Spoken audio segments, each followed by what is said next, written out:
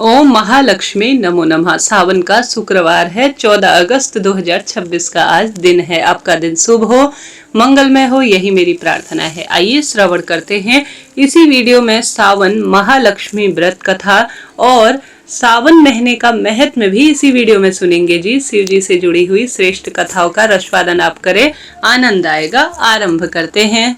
कहा गया है कि भगवान शिव बड़े भोले भाले हैं। उन्हें न तो धन चाहिए, न वैभव चाहिए और न ही बड़े बड़े यज्ञ हवन चाहिए। उन्हें यदि कोई प्रिय है तो वह है सच्ची श्रद्धा, निष्कपट प्रेम और अटूट भक्ति। शास्त्रों में कहा जाता है भावग्राही महादेव अर्थात भगवान शिव भक्त के बाहरी आडंबर को नहीं बल्कि उसके हृदय के भाव को स्वीकार करते हैं। आज मैं ऐसी प्रेरणादायक कथा सुनाने जा रही हूँ जिससे यह आपको समझ में आ जाएगा कि भगवान वास्तव में अपने भक्त की भक्ति के वश में कैसे हो जाते हैं। बहुत समय पहले की बात है, भगवान भोलेनाथ का अत्यंत प्राचीन मंदिर था। उस मंदिर में अनेक प्रतिदिन भक्त दर्शन करने आते थे। कोई धन की कामना लेकर, कोई संतान की कामना, कोई व्यापार में सफलता और कोई रोगों से मुक्ति की प्रार्थना करता। उसी नगर में एक अत्यंत गरीब व्यक्ति रहता था। उसके पास न तो धन था, न अच्छे वस्त्र थे और न ही भगवान को चढ़ाने के लिए कोई महंगे फल फूल थे, न ही कोई मिठाइयाँ थी। लेकिन उसके पास एक बहुमूल्य और अमूल्य धन था, अटूट श्रद्धा और सच्ची भक्ति। प्रतिदिन सुबह वह जंगल जाता, बिल्व पत्र और कुछ जंगली फूल लाता, नदी से जल भरता और प्रेम पूर्वक भगवान शिव का भाव से अभिषेक करता। वह कहता था, हे भोलेनाथ, मेरे पास आपको देने के लिए कुछ भी नहीं है। मेरा मन, मेरी श्रद्धा और मेरा प्रेम ही मेरी सबसे श्रेष्ठ आपके लिए भेंट है। भगवान शिव उसके इस निष्कपट प्रेम से अत्यंत प्रसन्न थे। एक दिन भगवान शिव ने माता पार्वती से कहा, देवी, हमारा यह भक्त बहुत मुझे प्रिय है। अब समय आ गया है कि इसकी भक्ति की थोड़ा परीक्षा ले ली जाए। कुछ ही दिनों बाद उस भक्त के जीवन में कठिनाइयां आने लगी। उसका व्यापार बंद हो गया, घर में अन्न धन समाप्त होने लगे, परिवार बीमार सा रहने लगा, लोग उसका उपहास उड़ाने लगे। कुछ लोगों ने कहा, इतनी पूजा करने से क्या लाभ? यदि भगवान होते तो तुम्हारी ऐसी दशा आखिर क्यों होती? लेकिन भक्त मुस्कुराकर केवल इतना बोला, भगवान जो करते हैं मेरे कल्याण के लिए करते हैं। मैं उनका नाम जाप, उनकी भक्ति, उनकी पूजा कभी भी किसी भी अवस्था में नहीं छोड़ूंगा। दुख बढ़ते गए लेकिन उसकी भक्ति नहीं डगमगाई। एक दिन उसके पास भगवान को चढ़ाने के लिए एक भी फूल नहीं बचा। उसने जंगल से गिरे हुए बेलपत्र उठाए, मिट्टी से भगवान शिवलिंग को साफ किया, आंसू से ही भगवान का आज अभिषेक कर दिया था। वह बोला, प्रभु, आज मेरे पास जल की भी व्यवस्था नहीं है। यदि मेरी आंखों के आंसू स्वीकार्य हो तो इन्हीं से आप गंगाजल स्वरूप अपने आप जो है मेरी भेंट को मान लीजिएगा। ऐसा निष्कपट प्रेम देखकर कैलाश पर्वत भी भाव विभोर हो गया। उसी क्षण मंदिर में दिव्य प्रकाश भर गया, घंटियां अपने आप बजने लगी, सुगंधित वायु बहने लगी। भगवान शिव स्वयं अपने दिव्य स्वरूप में भक्त के सामने प्रकट हुए। भक्त आश्चर्यचकित होकर उनके चरणों में गिर पड़ा। भगवान शिव ने उसे उठाया और प्रेम से गले लगा लिया। उन्होंने कहा, वत्स, मैं तुम्हारी भक्ति से बंध गया हूँ। तुमने कभी न मुझसे धन मांगा, न सुख मांगा, केवल मेरा प्रेम मांगा। ऐसे भक्त पर मैं सदा सर्वदा अपनी कृपा दृष्टि बनाता हूँ। भगवान शिव बोले, जो मनुष्य सुख में मुझे याद करता है वह अच्छा है, लेकिन जो दुख में भी मेरा विश्वास नहीं छोड़ता वही मेरा सच्चा भक्त है। मैं सोने चांदी से प्रसन्न नहीं होता, मैं तो केवल श्रद्धा और प्रेम से प्रसन्न होने वाला हूँ। फिर भगवान ने उस भक्त के सभी कष्ट दूर कर दिए, उसके घर में सुख, शांति और समृद्धि लौट आई। नगर के लोगों ने देखा, सच्ची भक्ति कभी व्यर्थ नहीं जाती। भगवान शिव को दिखावा नहीं, सच्चा प्रेम चाहिए। कठिन समय भगवान की परीक्षा नहीं, हमारी श्रद्धा की परीक्षा होती है। जो भक्त हर परिस्थिति में भगवान पर विश्वास नहीं छोड़ता, भगवान भी उसका विश्वास नहीं तोड़ने देते। भगवान स्वयं उसकी रक्षा सदा सर्वदा किसी न किसी रूप में कहा जाता है। इसलिए कहते हैं, भगवान जिसे प्रेम करते हैं उसे सबसे पहले कठिनाइयों में तपाकर और अधिक श्रेष्ठ बना देते हैं, फिर उन पर अपनी असीम कृपा बरसाते हैं। यदि आपके जीवन में अभी कठिन समय चल रहा है तो निराश मत होइए, भगवान शिव पर विश्वास रखें, पूरी श्रद्धा और निष्काम भाव से उनका स्मरण करते रहिए। निश्चित ही महादेव आपकी प्रार्थना सुनेंगे और उचित समय आने पर संपूर्ण मनोकामना तुरंत ही पूर्ण करेंगे। प्रेम से बोलिए, हर हर महादेव। आगे महादेव कहते हैं, एक और मेरा एक अद्भुत भक्त था। वह थी एक बुढ़िया माई।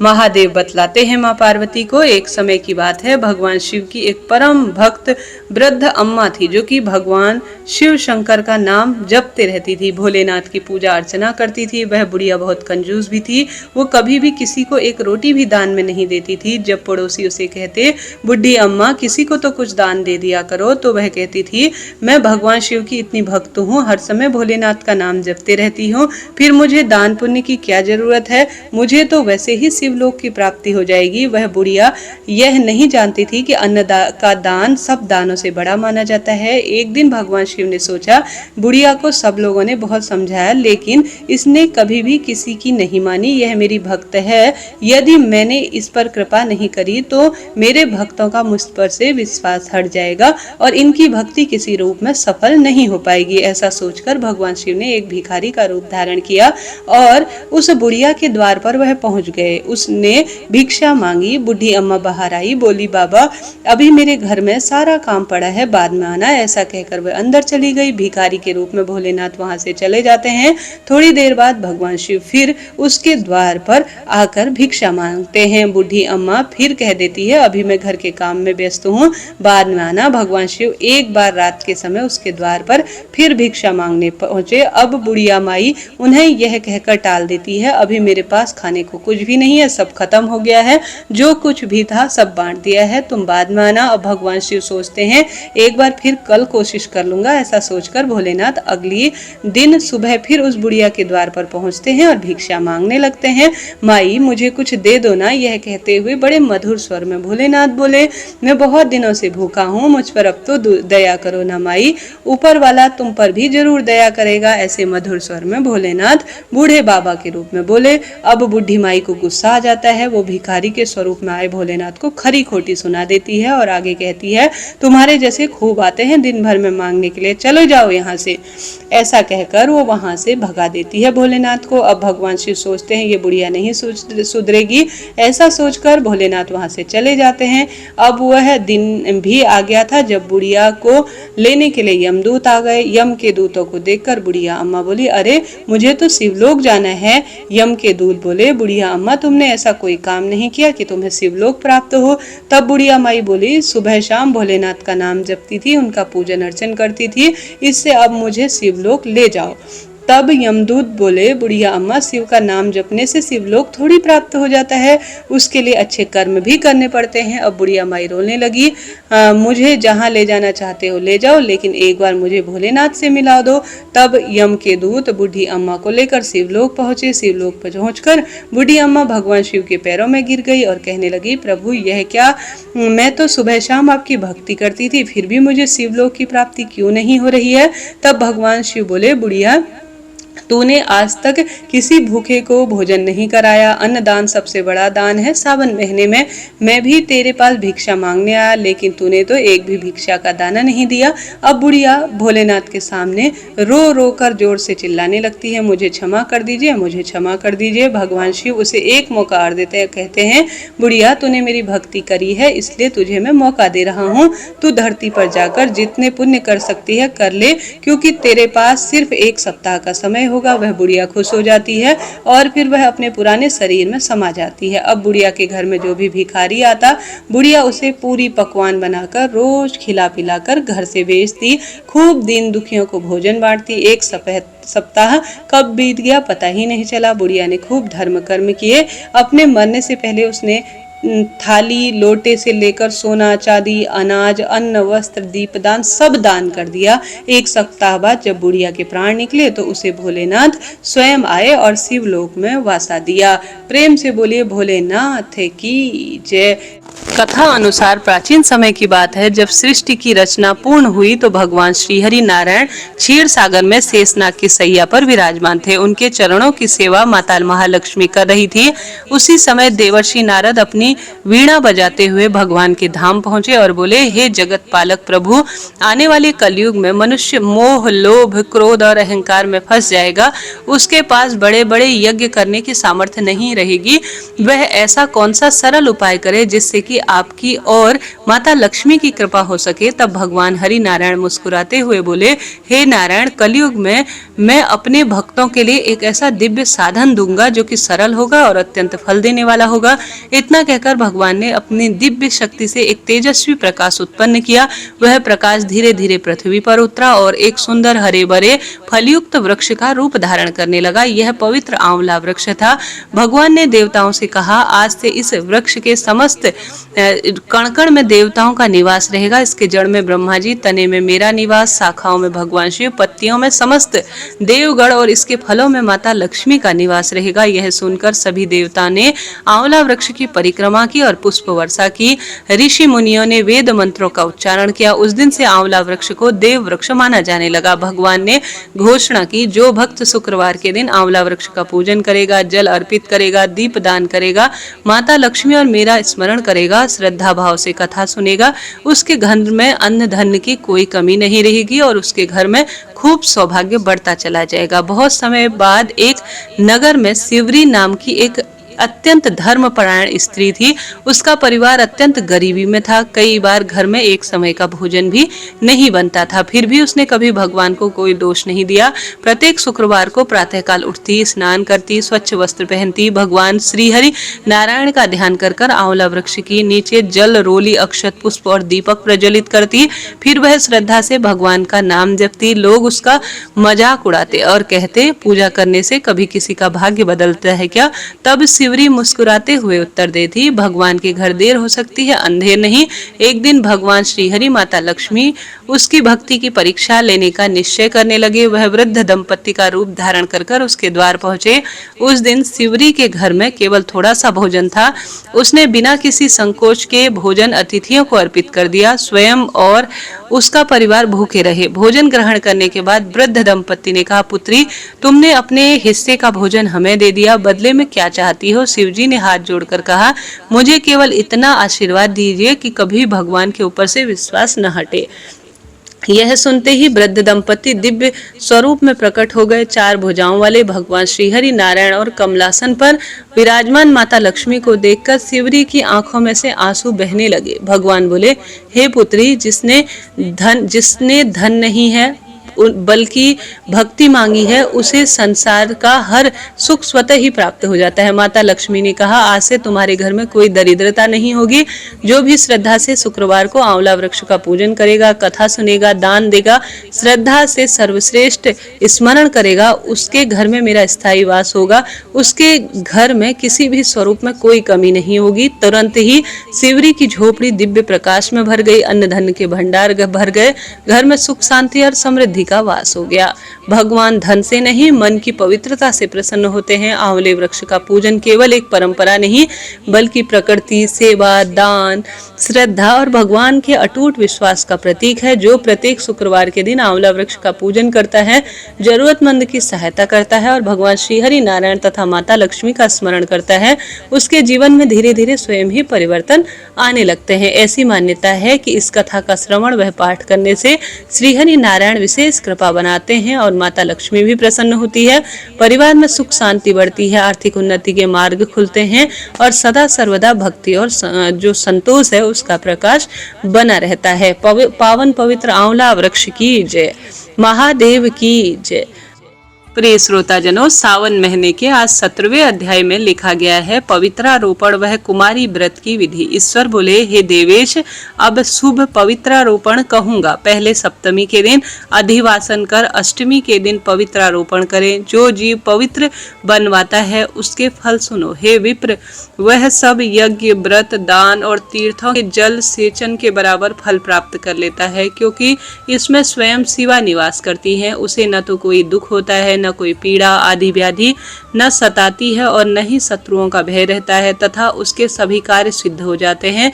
मुनि, अब इसकी विधि सुनो। सप्तमी के दिन अधिवासन कर देवी की गंध पुष्प फल और नैवेद्य सामग्री से पूजन करो। चरु द्वारा दिग्बली और अधिवासन कर रमणीय पवित्र कपड़ों तथा पत्रों से पवित्र आच्छादन करो। फिर पवित्र को 100 बार देवी के मूल मंत्र से अभिमंत्रित कर देवी के समक्ष रखें।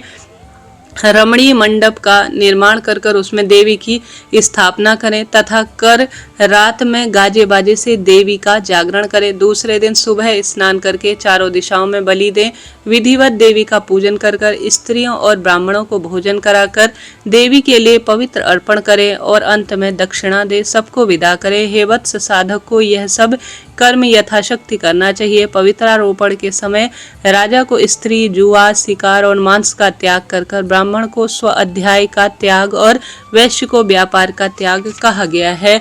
जो ज्ञानी पवित्रारोपण नहीं करता उसे किए हुए पूजन का फल प्राप्त नहीं होता। अतः कर्क या सिंह के सूर्य हो जाने पर श्रावण माह के शुक्ल पक्ष की अष्टमी के दिन देवी के लिए पवित्रारोपण करे, क्योंकि इसे नित्य कर्म में भी कहा जाता है। हे सनत कुमार बोले, हे देव, आपने जो पवित्रारोपण कहा उसके निर्माण की विधि कहें। ईश्वर बोले, हे सनत कुमार, सोना, चांदी, तांबा, रेशमी कुशा या सूत के निर्माण और निर्मित धागे की त्रिगुणित कर पुनः त्रिगुणित करके उस पर 360 धागों का उत्तम, 270 को मध्यम तथा 180 धागों को अधम कहा गया है। फिर इन धागों में ग्रंथि लगाएं। 900 ग्रंथि को उत्तम, 50 ग्रंथि को मध्यम, 36 गण का पवित्र कनिष्ठ कहा गया है। 6, 3, 100, 12, 24 या 8 ग्रंथि का पवित्र निर्माण करें या 108 ग्रंथि का पवित्र उत्तम, 54 ग्रंथ का मध्यम, 27 ग्रंथि का कनिष्ठा होता है। देवी की प्रतिमा की नाभि तक का पवित्र कनिष्ठ जांघ वाला, मध्यम तथा जानू वाला उत्तम होता है। फिर उस पवित्र की सब गांठों को केसर से रंगे। हे मुनि, इस प्रकार पवित्र का निर्माण कहा गया है। अब पूजन विधि सुनो। सर्वोतभद्र वेदी पर देवी का पूजन कर देवी के समक्ष कलश या बांस के पवित्र पात्र को रखे। 3 सूतों में ब्रह्मा, विष्णु और शिव तथा 9 सूतों में ओमकार, सोम, नाग, रविचंद्र, ईश और ईश्वदेव का आवाहन कर स्थापना करें। मनोन्मयी, जया, भद्रा, मुक्ति और ईशा इसमें प्रणव को लगाकर ग्रंथि संख्या अनुसार आवृत्ति कर आवाहन तथा चंदन आदि से पूजन करें। इस प्रकार आवाहन कर पवित्र को धूप दें और प्रणव से अभिमंत्रित कर पवित्र देवी को अर्पण करें। हे मुनि, यह पवित्रारोपण का विधान मैंने आपसे कहा। इस प्रकार दूसरे उन देवों को भी प्रतिपदा आदि तिथियों पर पवित्रारोपण करें। उन देवों को तिथि के क्रम के अनुसार सुनो। धनत, श्री, गौरी, गणेश, चंद्रमा, गुरु, भास्कर, चंडिका, अम्बा, वासुकी, ऋषि, चक्रपाणी, अनंत, शिव, ब्रह्मा और पितृ। इस क्रम से प्रतिपदा आदि तिथियों में इन देवों का पवित्रारोपण करें। अंग देवों को 3 बार वाला पवित्र समर्पित करें। ईश्वर बोले, हे विप्र, अब श्रावण महीने के दोनों पक्षों की नवमी व्रत को कहूंगा। इस दिन कुमारी नाम वाली दुर्गा का पूजन कर नक्त व्रत करे। पहले कुमारी जी की चांदी की प्रतिमा बनाकर उसका करवीर के फूल, गंध और अगर दशांग धूप आदि से पूजन करें और लड्डुओं से नैवेद्य लगाएं। फिर एक कुमारी का भोजन कराकर ब्राह्मण ब्राह्मणियों को भोजन कराएं। फिर स्वयं मौन होकर बिल्व वृक्ष, दूध और शहद का भोजन करें।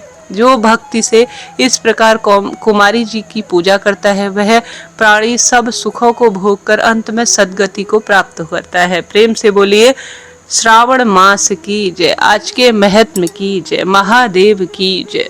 से बोलिए, वैभव लक्ष्मी मात की जय। सुख संपत्ति लक्ष्मी मात की जय। आरोग्य लक्ष्मी मात की जय। वैभव लक्ष्मी, संतान लक्ष्मी मात की जय।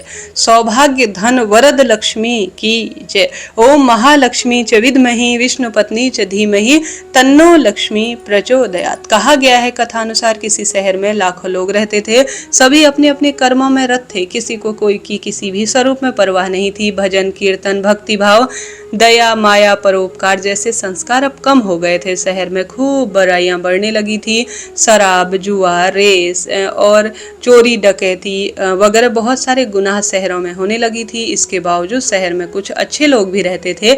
ऐसे ही लोगों में शीला और उसके पति की गृहस्थी मानी जाती थी। शीला धार्मिक प्रवृत्ति और संतोषी स्वभाव वाली थी। उसका पति भी विवेकी और सुशील था। शीला और उसके पति कभी भी किसी की बुराई नहीं करते थे और प्रभु भजन में अच्छी तरह से व्यस्त रहते थे। शहर के लोग उनकी गृहस्थी की सराहना करते थे। देखते ही देखते समय बदल गया। शीला का पति बुरे लोगों से दोस्ती कर बैठा। अब वह जल्दी से जल्दी करोड़पति बनने के ख्वाब देखने लगा, इसलिए वह गलत रास्ते पर चल गया। उसकी हालत रास्ते पर भटकते भिखारी जैसी हो गई। दोस्तों के साथ उसे भी शराब की बुरी लत लगने लग गई। इस प्रकार उसने अपना सब कुछ गवा दिया। शीला के पति का खूब बुरा व्यवहार होने लगा। शीला बहुत दुखी थी, किंतु भगवान पर भरोसा था और सब सहन कर रही थी। अपना अधिकांश समय माता और प्रभु जी की पूजा में वह बिताती थी। अचानक एक दिन दोपहर को उसके द्वार पर किसी ने दस्तक दी। शीला ने द्वार खोला तो एक माँ जी खड़ी हैं। उनके चेहरे पर एक अलौकिक तेज निखर रहा था। उनकी आंखों में मानो अमृत बह रहा हो। उनका भव्य चेहरा करुणा और प्रेम से छलक रहा था। उनको देखते ही शीला के मन में अपार शांति छा गई। शीला के रोम रोम आनंद से छा गए। शीला उस माजी को आदर के साथ घर के अंदर ले आई। बैठने के लिए कुछ भी नहीं था। शीला ने दुखी मन से एक फटी चद्दर में माँ को बैठाया। माँ जी बोली, क्यों शीला, मुझे नहीं पहचाना? हर शुक्रवार को लक्ष्मी जी के मंदिर में भजन कीर्तन करने के लिए आया करती थी। इसके बावजूद शीला कुछ समझ नहीं पाई। फिर माँ जी बोली, तुम बहुत दिनों से मंदिर नहीं आई, इसलिए तुम्हें देखने यहाँ चली आई। माता जी के अति प्रेम भरे शब्दों से शीला का हृदय पिघल गया। उसकी आंखों में आंसू आ गए। वह बिलख बिलख कर रोने लगी। माँ जी ने कहा, बेटी, सुख और दुख तो धूप छाए जैसे हैं, धैर्य रख बेटी, मुझे तेरी सारी परेशानी बता। माँ जी के व्यवहार से शीला को खूब संबल मिला।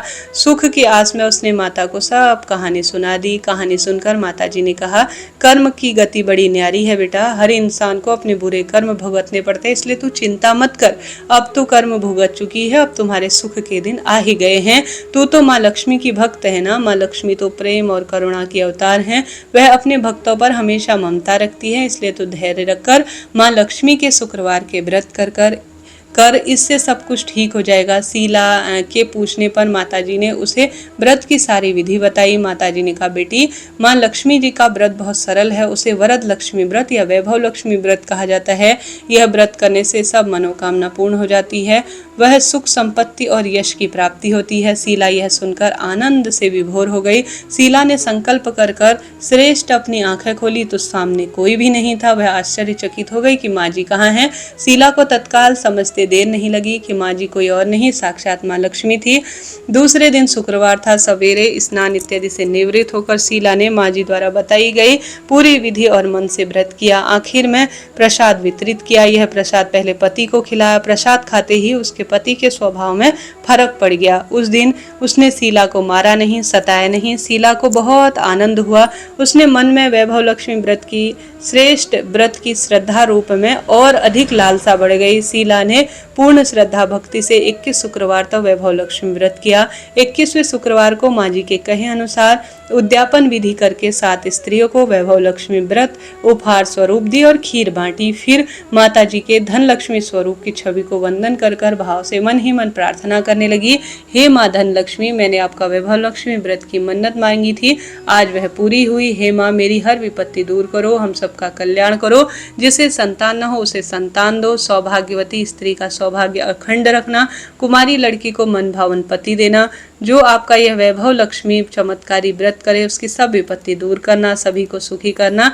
हे माँ, आपकी महिमा अपार है। ऐसा बोलकर लक्ष्मी जी के धन लक्ष्मी स्वरूप को प्रणाम किया। व्रत के प्रभाव से शीला का पति अच्छा आदमी बना। कड़ी मेहनत से व्यापार उसने वापस खड़ा किया। उसने तुरंत शीला के गिरवी रखे जो गहने थे छुड़ा लिए। घर में धन की बाढ़ सी आ गई। घर में पहले जैसी सुख शांति छा गई। वैभव लक्ष्मी का प्रभाव देखकर मोहल्ले की सभी स्त्रियां भी माँ लक्ष्मी के वैभव लक्ष्मी व्रत करने लगी और श्रेष्ठ रूप में 11, 21 या शुक्रवार की जितनी मन्नत मांगी थी उतनी करने लगी। कहा जाता है वैभव लक्ष्मी व्रत का जो भी करता है वह श्रेष्ठ सौभाग्य और धन संपदा हर स्वरूप में प्राप्त कर लेता है। प्रेम से बोलिए महालक्ष्मी मात की जय। हे महालक्ष्मी माँ, शुक्रवार के दिन इस वैभव लक्ष्मी व्रत कथा जो भी सुने पढ़े दूसरों को सुनाए उसके जीवन में खूब खूब खुशियां देना। प्रिय श्रोताजनों, आज की यह कथा थी, मैंने आपको रसवादन कराया। जरा सा भी श्रेष्ठ और मेरी मेहनत आपको अच्छी लगी तो लाइक करें, शेयर करें, कमेंट्स में भगवान का नाम सुमिरन करें। कल आगे की कथा सुनेंगे जो कि महादेव से जुड़ी हुई होगी। अभी के लिए इतना ही। हर हर महादेव। चैनल से जुड़े जी, मेहनत बहुत लगती है। श्री शिवाय नमस्तुभ्यम।